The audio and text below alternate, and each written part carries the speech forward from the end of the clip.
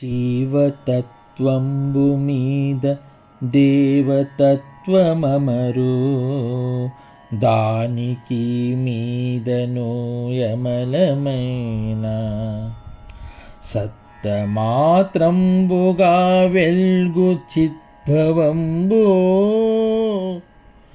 దాని కౌవల కేవల దర్శనంబు కల్పనాతీత యోగాత్మ కేవలాత్మ.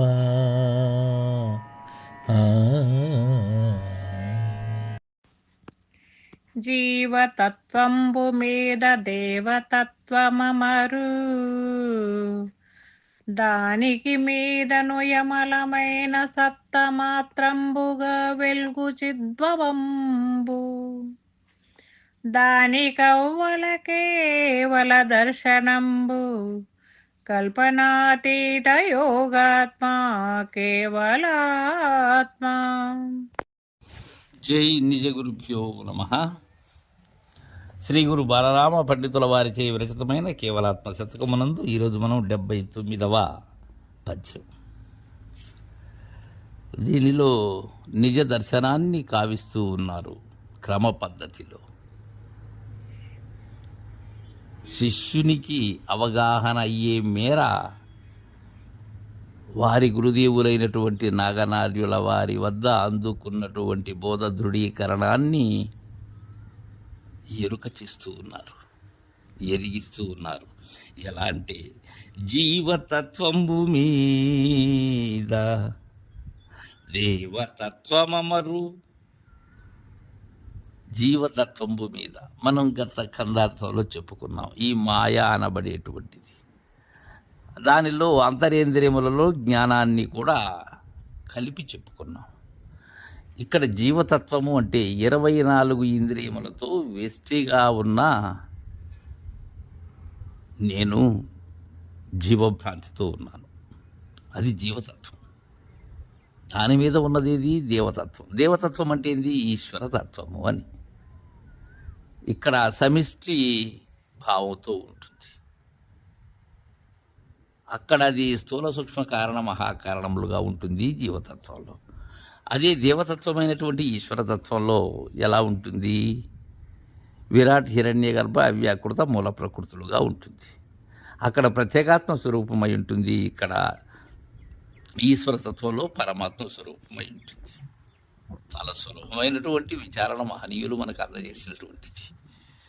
మనం దాని మీద సరైనటువంటి నిలకడ సూటి లేనప్పుడు ఏదో చాలా కష్టమేమో ఇది అనిపిస్తుంది. కానీ దీనంత తేలికైనటువంటిది లేదు, ఎప్పటికీ లేదు.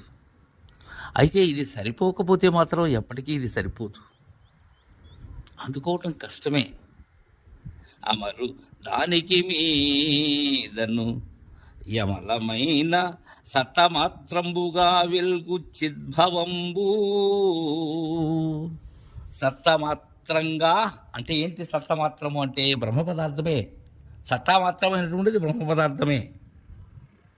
అందుకే ఏకం సత్ విప్రా బహుదా వదంతి అని. అంటే అది ఒక్కటే, ఏది? సత్యమైనటువంటిది. దానిని భిన్నమైనటువంటి మతముల వారు, భిన్నమైనటువంటి విద్వాంసులు దాన్ని అనేకంగా వర్ణించారు. అదేమో ఒకటే. ఏకం అనేకం భవతి, అది ఒక్కటే అనేకముగా తోస్తూ ఉన్నది.